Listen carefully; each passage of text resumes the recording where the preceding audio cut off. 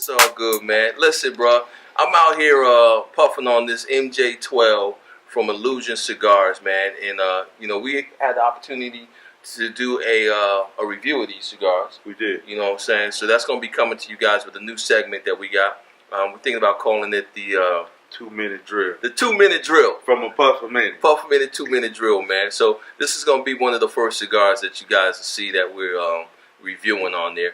Our friends at Illusione Cigars were kind enough to send us a few of these to review. So I'm puffing on this this Cafe Colorado wrapper of this Illusione MJ12. Now, what does MJ12 stand for, bro? I can't even tell you, man. Some people said it's the Majestic 12. You know what I'm saying? If you 12 disciples. Some people say it's the 12 disciples. You know what I'm saying? So again, it all depends, man. The people over at Illusione Cigars are very, very, strategic in the way that they name their cigars. Yeah. But I'm gonna tell y'all off the bat, I'm enjoying this. This is a lovely stick right here, man. I would highly recommend it. But catch the review for full details. Yeah, absolutely. And like I said, Mick has the Cafe Colorado. I actually have the Maduro. So a little bit darker and wrapper. Hopefully you guys can see the color difference on camera. Let me see them there, bro. Yeah, so hopefully you can see the color difference. Yeah. The Maduro, a little bit bolder in flavor, bolder in smoke, but definitely a good cigar. Yeah. Nicaraguan blend of tobaccos. Yeah. So a lot of the same notes. Yep. But the Maduro definitely is going to be a little bit bolder to the flavor, to the palate. When you're smoking through it. But that, like I said, man, I can't say nothing bad about it. Yeah. Good wrapper, good construction, good burn so far. Absolutely, I'm enjoying it. And even the way they package it, man, I thought it was pretty unique. You know what I'm saying? Yeah, I think that's worth highlighting. You want to highlight that? Yeah, because, man, you come in, you go in the retail shop, you want to know that what we're tasting is actually what you're going to see when you go into a retail shop, right there. Your local cigar store. Shout out to Cigar Warehouse. Hopefully they add this to their lineup. But definitely, it comes in a beautiful wrapper.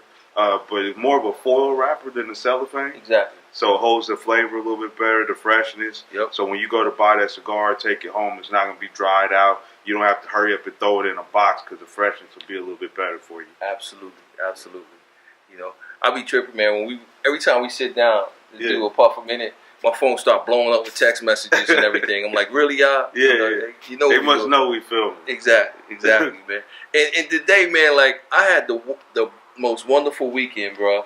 You know what I'm saying? But I did indulge a little bit over the weekend. Wifey, she did her thing as far as setting us up and taking us out. So I'm taking the light today, y'all. And I say, like, I'm back to that champagne and beers, yo. Yeah, the highlight. The high life, yo. The highlight, baby. Yeah. So cheers to you. Yes, sir. Just a but little nice refreshing drink because it is a little warm out here. Yeah, it's kind of warm. You know what I'm saying? Soaking up that sunshine, man. How's your week been?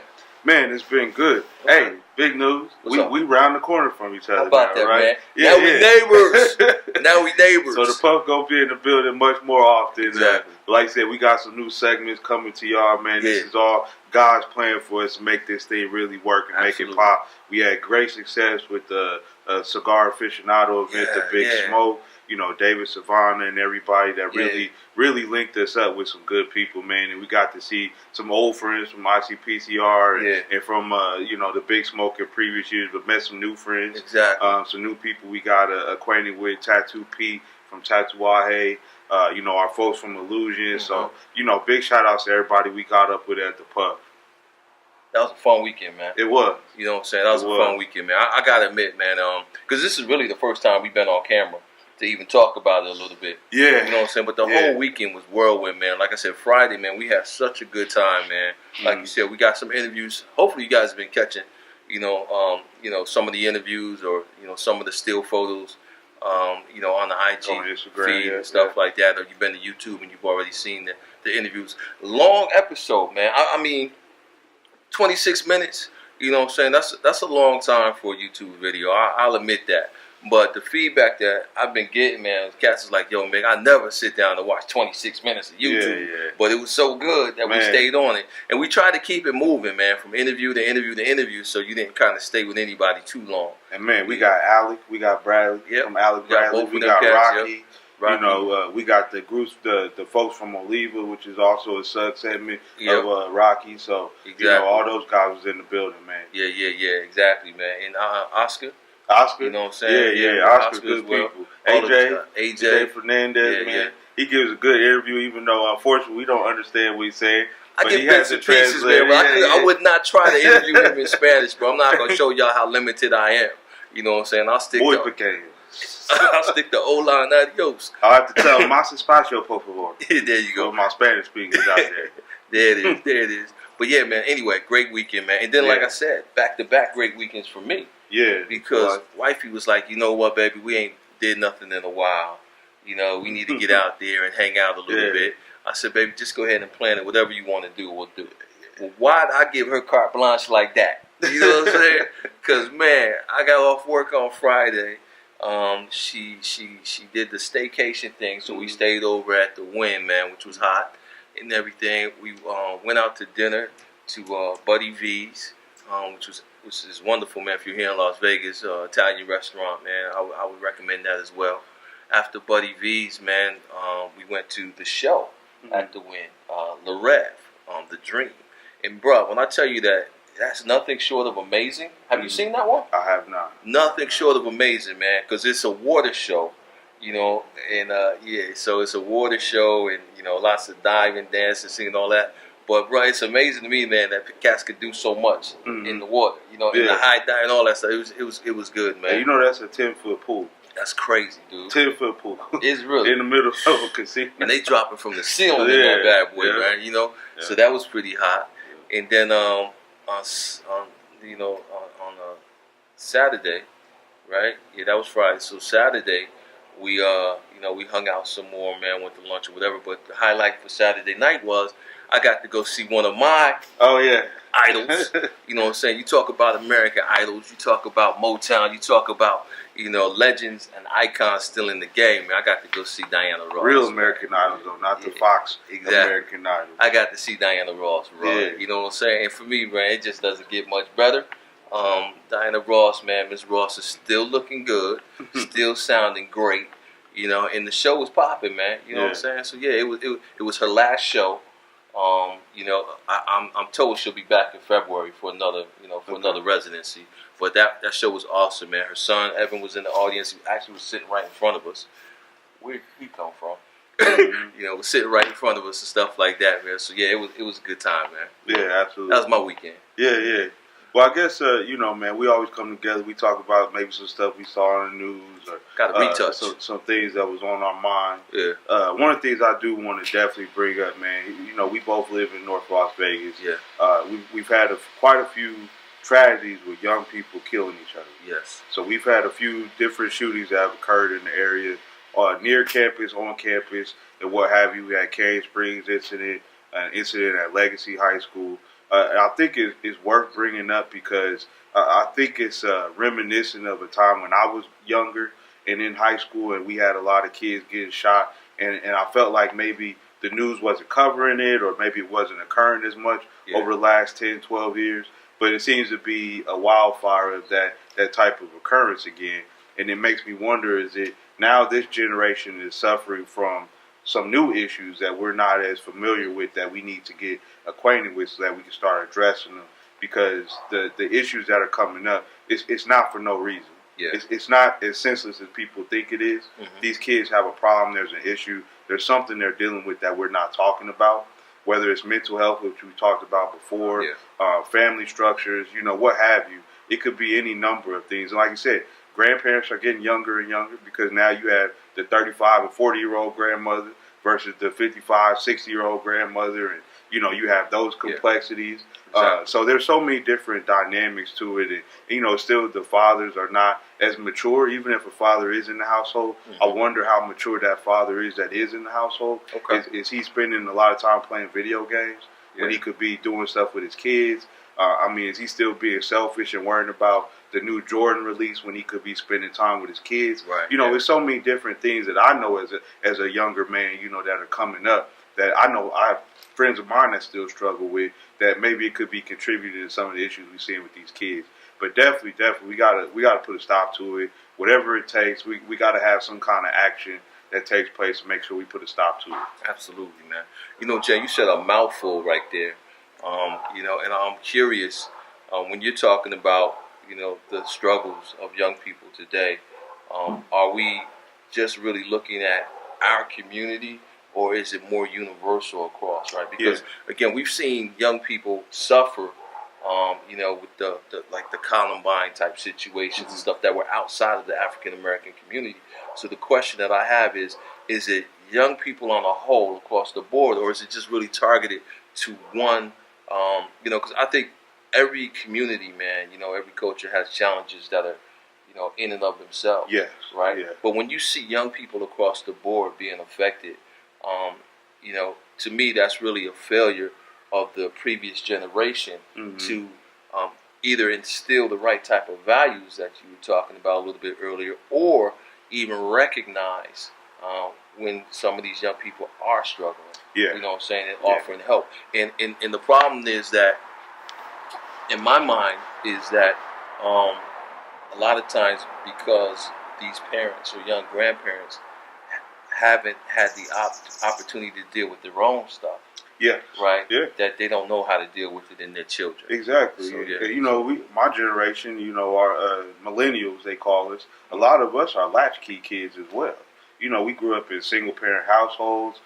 We grew up maybe with fathers weren't as involved. We were still at the cusp at the end of the 80s, when crack was still a big issue for a lot of families and whatnot. So a lot of us maybe grew up on our own, maybe not close to our grandparents. I had the great fortune of being close to my grandparents, so my perspective on a lot of things is a little different, but I know I still have millennial tendencies in the way I react and I interpret things. Sure. But at the same time, I know I'm trying to instill certain traits in my kids that my grandparents taught me and my mother taught me as well.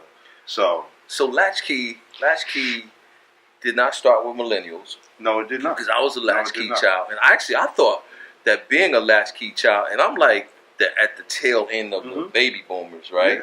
But I thought that actually made me stronger. And this is kids from the 70s and 80s that started dealing with divorce. Right. So before that, divorce was not as prevalent. Divorce was not as prevalent in my when I was growing up. I agree. Yeah. But what I'm saying is that because I knew that when I came home from school, that mom was still at work and dad was still at work, right?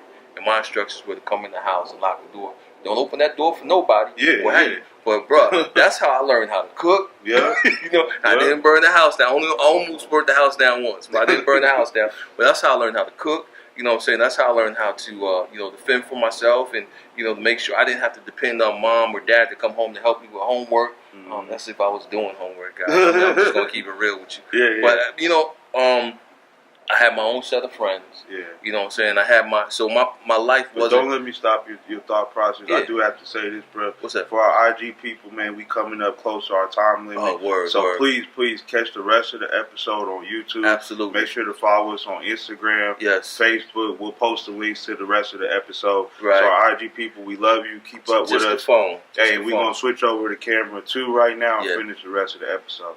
Peace. Alright, so we're gonna keep rolling, y'all. We're gonna keep rolling. But the reason why I was saying that, man, is again, I thought that was one of the things that separated my generation, man. Maybe it was growing up in the Northeast that made us more individual. I didn't have to depend on my parents to take me to basketball practice. I didn't have to depend on my parents, to set up play dates, like a lot of kids do today. Depend on their parents for everything. But there's so many things, man. Like certain regions and areas of the country are going to breed different traits when you're teaching your kids certain things, right? Like you said, growing up in the Northeast and the traits that you had. I think Vegas is one of those weird towns where kids just absolutely grow up too fast. Okay. They're dealing with issues that many kids should not have to deal with. Sure. And lifestyle here outpaces their where they are in life. Think so. So they're starting to deal with things like sexuality, things like am I gay, homosexual, transgender. Those things are very prevalent in the Vegas community, and a lot of that has to do with the fact that we have such a large tourism community, and we focus a lot of our tourism on those things that are more of adult nature. Sure. But these kids are getting exposed to them, and whether they may have parents that work in those industries, right? Even working for our hospitality industry exposes some of our hospitality workers to those things, and maybe they're bringing that stuff home and don't even realize it. That's unique, man. You know what I'm saying? Because again, I think that every area, every demographic, every area has unique challenges. It does. growing up in the Northeast, man, maybe it was violence. You know what I'm saying? Maybe it was poverty. Maybe it was a lot of different things that you don't really see out here. Like, I don't know. You're Vegas. I don't know of any like real projects in Vegas, man. I mean, there were when I was kid. Yeah. When I was younger, there were plenty of them. But you have to think, Vegas is so heavily focused on tourism. Right. We don't have a neighborhood culture, right? We're not focused around neighborhoods and communities. Right. We spend most of our time focusing on what's going on with the Strip and downtown now, and how do we focus our efforts on that. So what do? They try to make sure that everything that affects downtown in those areas is up to par, so that we can continue our tourism industry. Right. So if there were projects anywhere near those areas, guess what happened? They got tore down. Yeah. Like everything else in Vegas, right? Okay. Oh, snap. But everything else in Vegas, it get tore down, right? Okay. Because we don't want that stuff to affect our number one industry, our number one money maker. Right. So I think for a lot of reasons, that's part of the reason why we don't have projects. Okay. And then a big thing, too, is a lot of projects were in historically segregated areas in Vegas. Right. So you guys still have the segregation, though. You do, very much so. That, but when you hear somebody say the West Side, what's the first thing they think of? Summer. Exactly. They don't think of historic West Side, Martin Luther King, all the way up to Decatur. Right, They're thinking of, the West Side that they know now, which is Summerlin, the Summerlin Mall, and all of that. Yeah. They don't think about what's going on over there. Exactly. Especially because, like I said, they've tore it down. They've made it a non-issue right now. True. Yeah. True. And if we don't focus on it, who will? Because that's our people, that's our community, that's where we come from. Exactly. From other, even you, brother, even though you're not from Vegas, that's your people, right? Yeah, exactly. So, that's where they put us at. And for some reason, we can't get out of that barrier. Right, yeah. Now, all good points, man, all good points. Again, going back to your original point, man, like something needs to be done for the young people, not just in Vegas, man, but I think, like, again, everybody's dealing with something. And again, I'm a big, I'm a big proponent, man, of, getting help when help is needed. Yeah. Regardless of, bruh, I could tell stories, man. Like I said, I won't get into it, man, but me and my brother-in-law will talk sometimes about our experiences in the military. You know what I'm saying? And how those types of experiences, to this day, still have an impact on who you are. You know what I'm saying? Things affect you, man, to the point where, you question it, like, why am I reacting to this?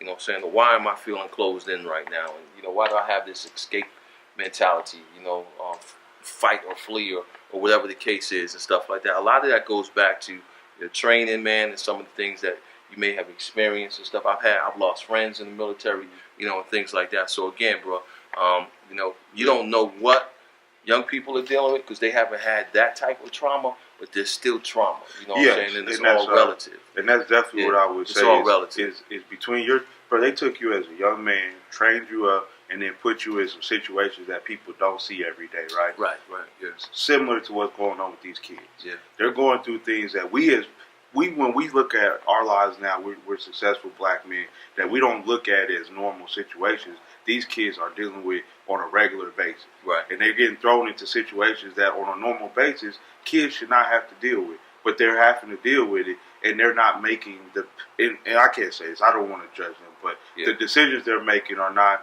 decisions that we can continue to let happen. I'll say that. Right. We got to change the trajectory. Agreed. We're both big on mentoring. We're both mentors, members of the 100 Black Men of Las Vegas. Yep. Our thing is always, how do we change that trajectory of a young person so that they don't end up on the same path that they're heading because of those circumstances. Exactly. And I was telling somebody earlier this week, man, the worst thing that you can do in life is allow someone else to define who you are. If you don't know your own self-value, right? If you don't have a healthy self-concept, and you let other people tell you who you are and what you are and this, that's the worst thing in the world, man. Mm-hmm. You know what I'm saying? And regardless of how far you go in life, there's always going to be someone trying to put you in a box. There's always going to be someone who feels like they know you better than you. Yeah. Right? So your job, again, is to defy the odds, right?